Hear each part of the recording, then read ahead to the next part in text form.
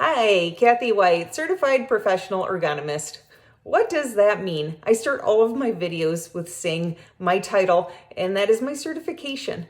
When you're looking at an ergonomics evaluator or an ergonomist, I should say, you want to make sure that the person you're working with is qualified to do the work that they do. And that is what I wanted to talk to you about, because there's lots of acronyms out there and people saying they're certified in ergonomics. That may mean different things depending on where they certified or how they certified. And I'm going to explain some of the differences between the levels, starting with what I maintain. My certification is also known as a CPE, and I maintain it through the Board of Certification in Professional Ergonomics. That is an International Ergonomics Association endorsement, and it's a certifying body based on standards that exist globally. It is a national board certification that I maintain. Now, when I started in my career, I was also certified through BCPE, but it was an associate certification known as AEP, Associate Ergonomics Professional.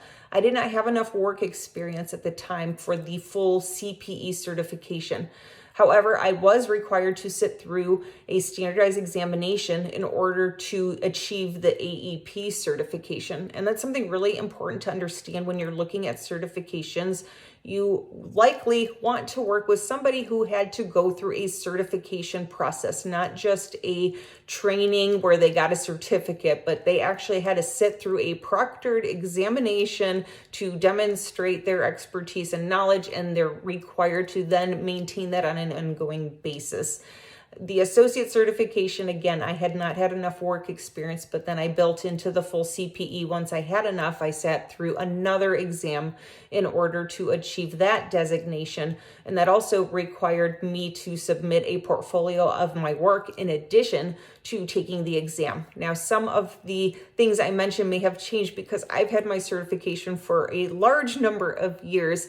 And as I mentioned, I am required to maintain that certification through active practice, training, participation with external organizations. There's a number of ways to maintain certification, but it requires that active work and continuing to expand your knowledge base, because we know the field changes and new things come. We have to stay engaged and maintain that knowledge and awareness so that we can continue to be qualified in the work that we do.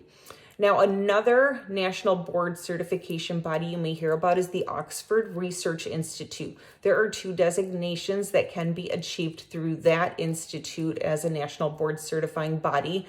One is CIE, that is a certified industrial ergonomist, and the other one is a CAE, which is a certified associate ergonomist. In terms of the educational requirements, BCPE, in contrast to Oxford, does require a pretty great deal of existing educational knowledge going into the certification process. So Oxford is a little lighter on that side of things, but they still do require you to sit through a certification exam. So if you are going to be comparing some of these designations with each other, this one's still a pretty good one, whether you're looking at a CIE or a CAE.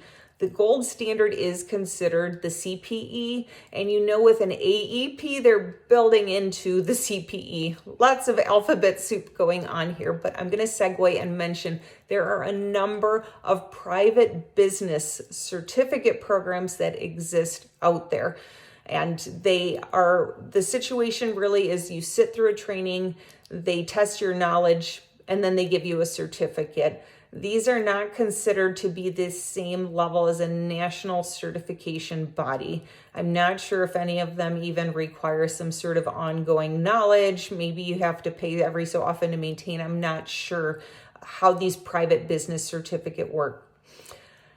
There's a lot more acronyms that are out there, but some of the bodies that you might hear about, these private businesses, include the Back School, Human Scale, Worksite, OcuPro, and a lot of them are acronyms that begin with the letter C, maybe not CPE, but they're usually CAS, COES. So you might be certified as an office ergonomic specialist or a chair assessment specialist, an ergonomic evaluation specialist, something basically with evaluating something, and a lot of them are office related.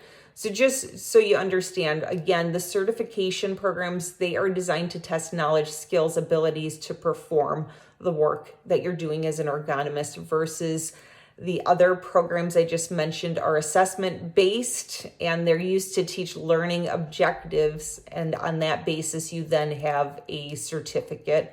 So again, if you're looking at help with your evaluation processes with ergonomics, the CPE and the CIE are considered pretty high standards.